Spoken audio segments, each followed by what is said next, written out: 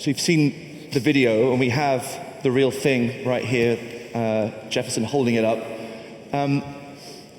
Jefferson, Liam, perhaps I can start by asking you both how this came about, because this was a project born at Web Summit a year ago, wasn't it?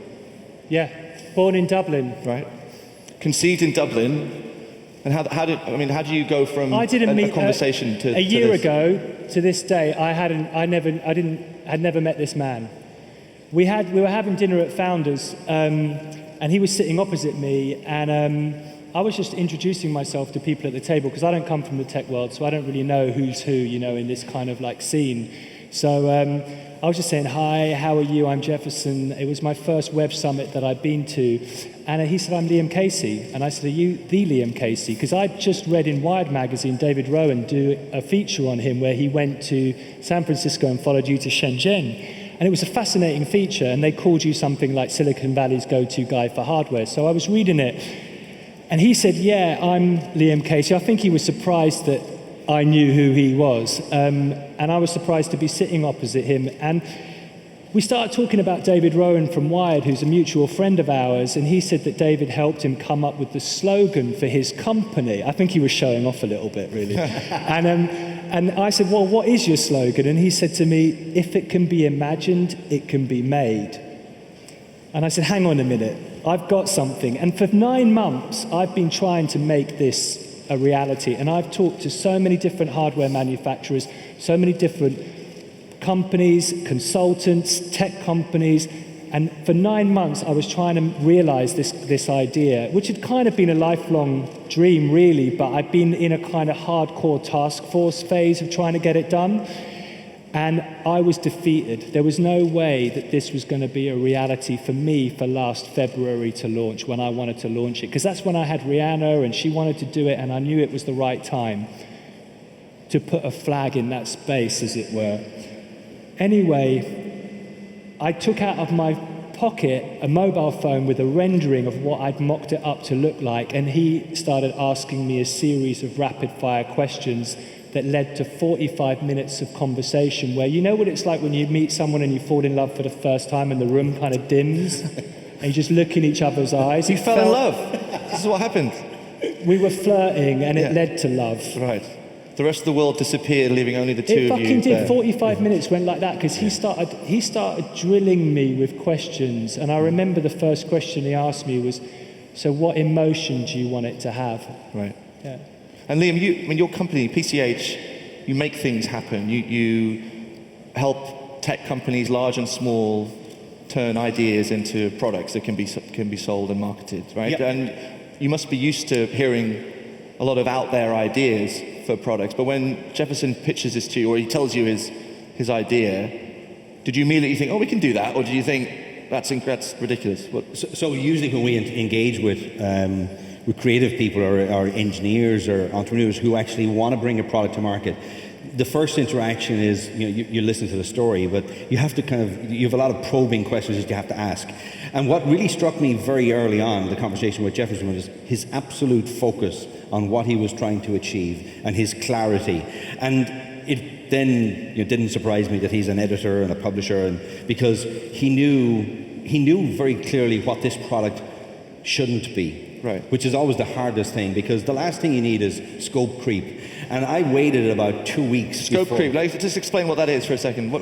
I mean, I was waiting for him to ask me, could we put a keyboard on it? And that would have been a walk away for us. Right. But he was really clear.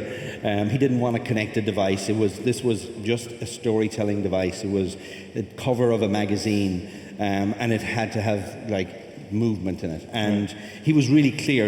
At one stage he said, I really want to be able to, to see Rihanna wink at me from 12 meters across the street. And I said, wow, okay, on this screen. And again, it was his clarity and his consistency of not changing from what he wanted. And I could see from that he had spent a lot of time really thinking about what he was trying to achieve.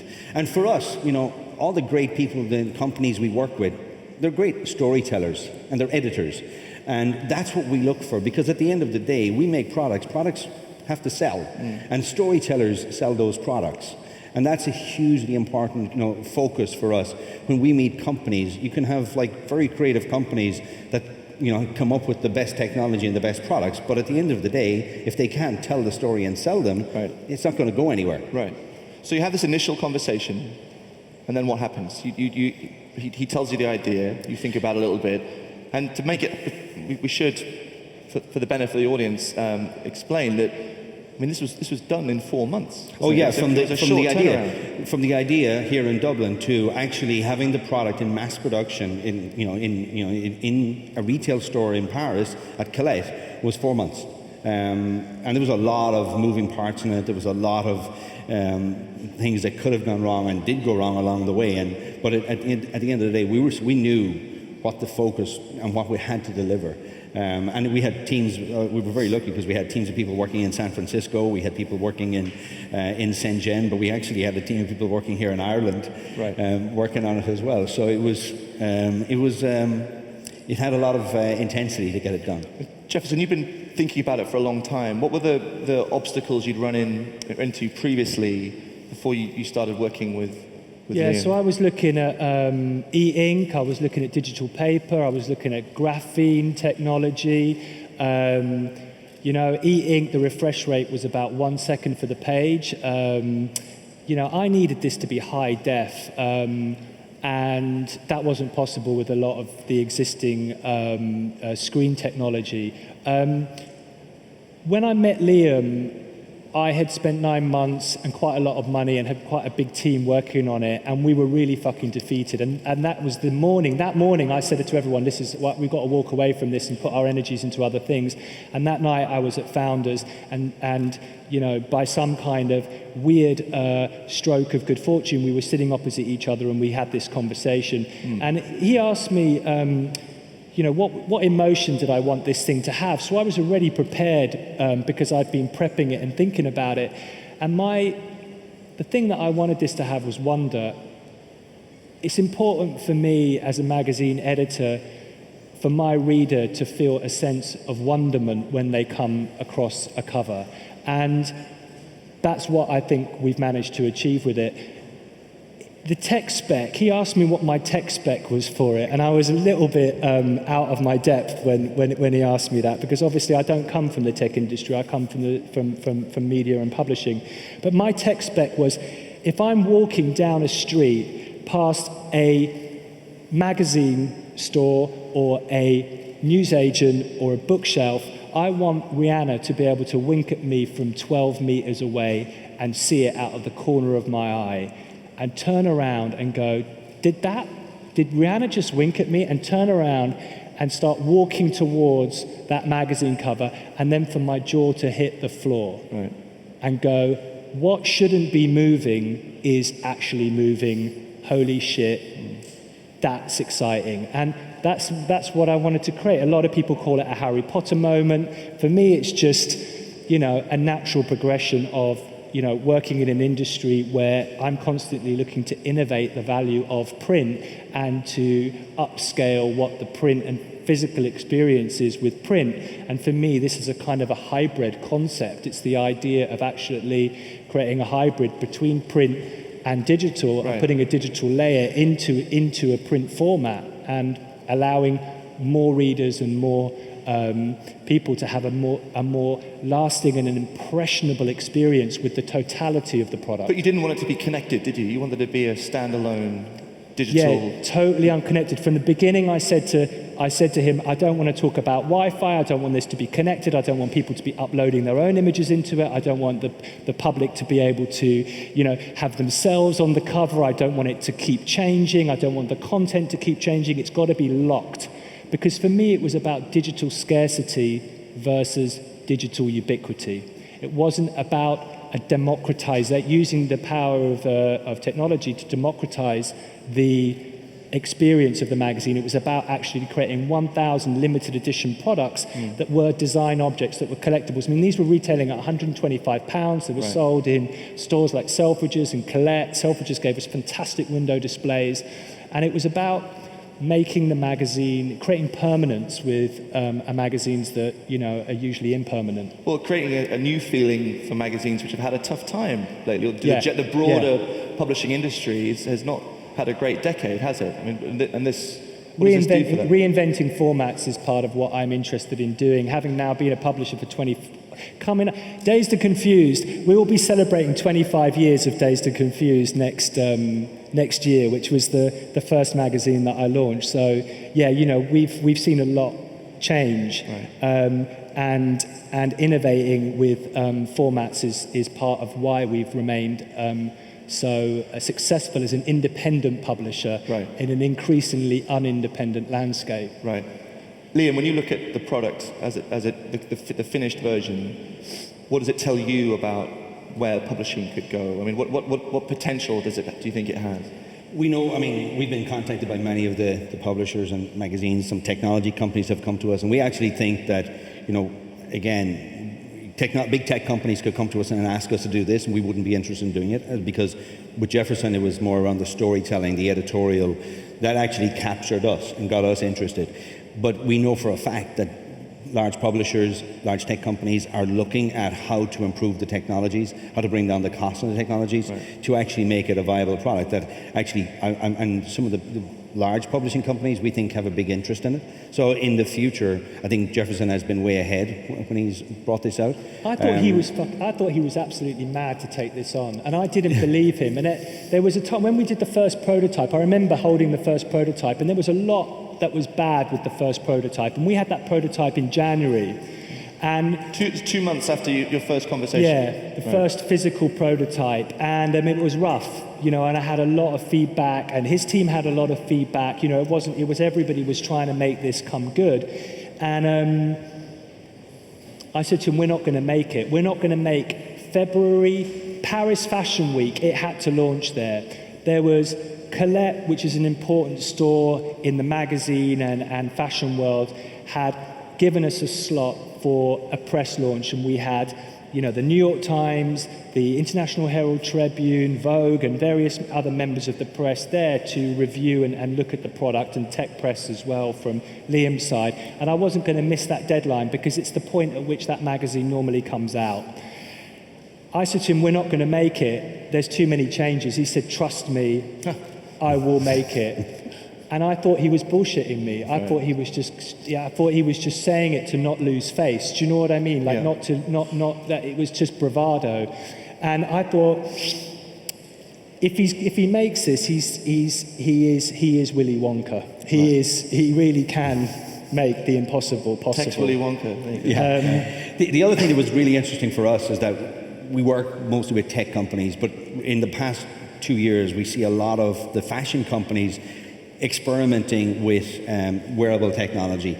And for us, there's a nervousness amongst the fashion industry to actually get into technology. Right. I spent 10 years in the fashion business before I entered the tech world. And what we really wanted a message to get out to the fashion world that don't be afraid of technology. Lean into it, and there's an opportunity there. And that was one of the great things about this project, because Jefferson is so well known in the fashion industry, and he's considered to be a leader in the fashion industry because of his magazines and his editorial.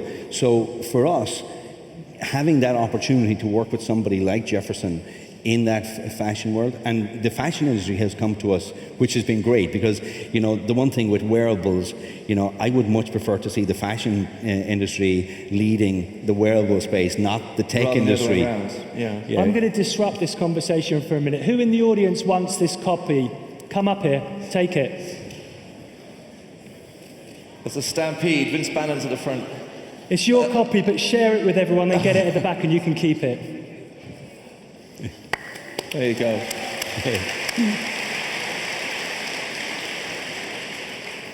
You were quick, by the way. You're faster than Liam Casey off the mark.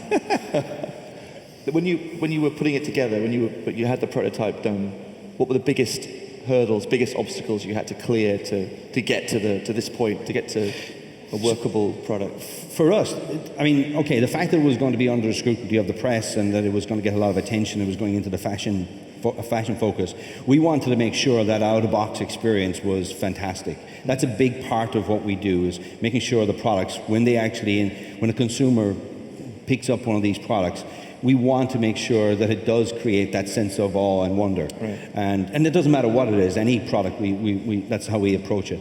But for this product, that was a really important part. And there was a moment for me in the process where one of our engineers in the lab said to me, hey, we just uploaded the first video onto the magazine, you should come take a look. Because I'd seen it in the process, and I just happened to be in the lab that day. And you know, we all interact with screens every day, and you know, to see stuff moving on a screen, you expect it. We interact with magazines as well, and you don't expect a screen on a magazine to move. When the screen turned on and Rihanna moved on the screen, you kind of, there is an aha moment there, say, wow, Right. that's pretty crazy. Right. And even when we watched people looking at the magazine, usually the video went through the first loop and it was into the second loop by the time they actually talked. Right. It was amazing. Even today, when you watch people looking for the first time, they look at it, they stick with it, and then halfway through the second loop, they'll say wow or something. So is this the start of a beautiful friendship? Is this the first of many ideas you're going to bring together? What? I think, especially in the fashion world, you know, with fashion and tech converging, I think there will be a lot more. I think we look at editors in the fashion industry to come up with more ideas to curate products in a different way. Yesterday, we just announced that we hired Emily Holt, former fashion editor from Vogue in New York, as our curative director in residence at Fab, right. which we're really excited about because we see fashion and technology converging, right. and it's an exciting time. Jefferson, you're becoming, I guess you were a technology fan, more of a technology fan now. What has this experience done for you in terms of thinking about magazines going forward, new materials or new ways of projection?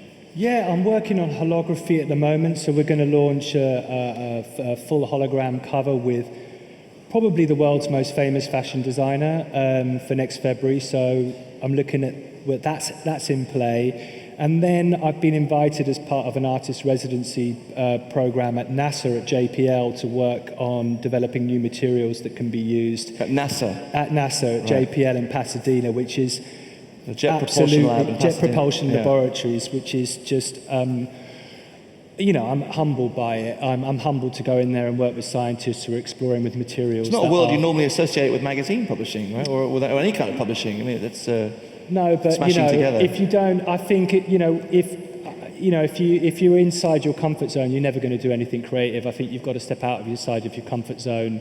And you know, if things feel safe to me, I get uncomfortable because safety is not a natural place for creative people to be inspired. So going to places like that fill me with fear.